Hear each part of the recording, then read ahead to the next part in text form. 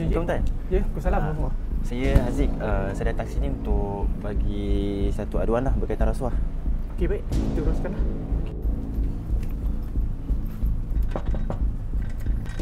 Assalamualaikum Tuan.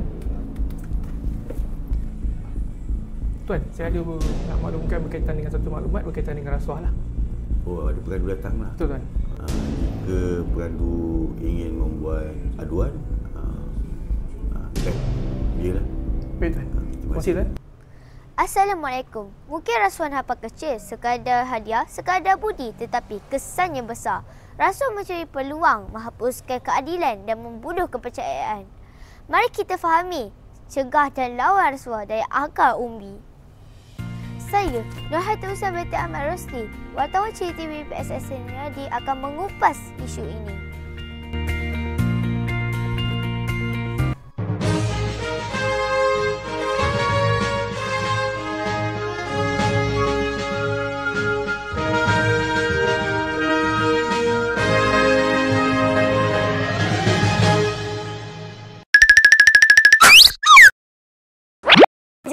Kecuk.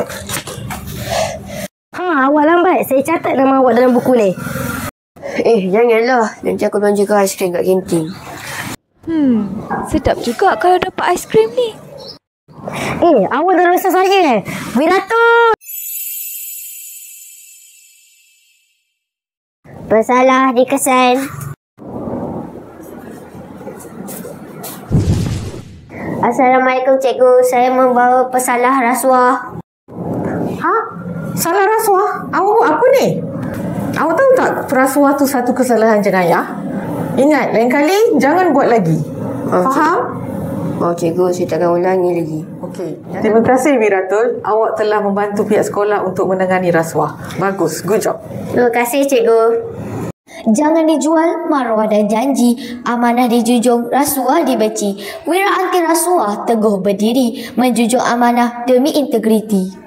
Mari kita mendengar pandangan daripada pegawai SPRM tentang isu ini.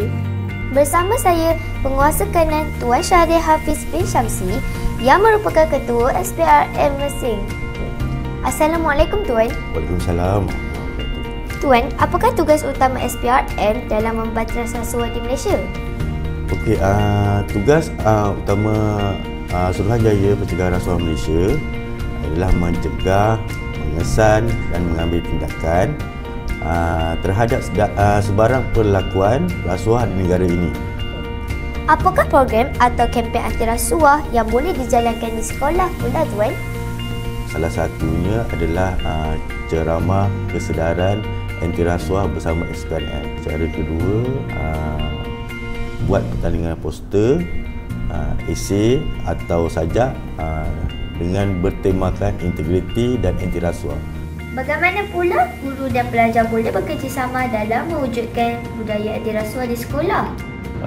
Salah satunya menjadi teladan yang jujur dan amanah dalam setiap tindakan. Contoh, buat soalan yang saya bagi ini, jangan meniru, kan? Rakan-rakan tidak jujur, tidak disiplin. Kita boleh laporkan cikgu. Apakah mesej akhir Tuan kepada murid-murid tentang pentingnya menjauhi rasuah? Sebenarnya rasuah ni merosakkan masa depan diri, masyarakat dan negara. Kita kena jadi generasi yang berintegriti, jujur dan bertanggungjawab. Ingatlah, nilai kejujuran lebih berharga daripada wang hidup. Pun kita katakan tidak pada rasuah. Terima kasih Tuan. Kami tolak rasuah. Katakan tidak pada rasuah.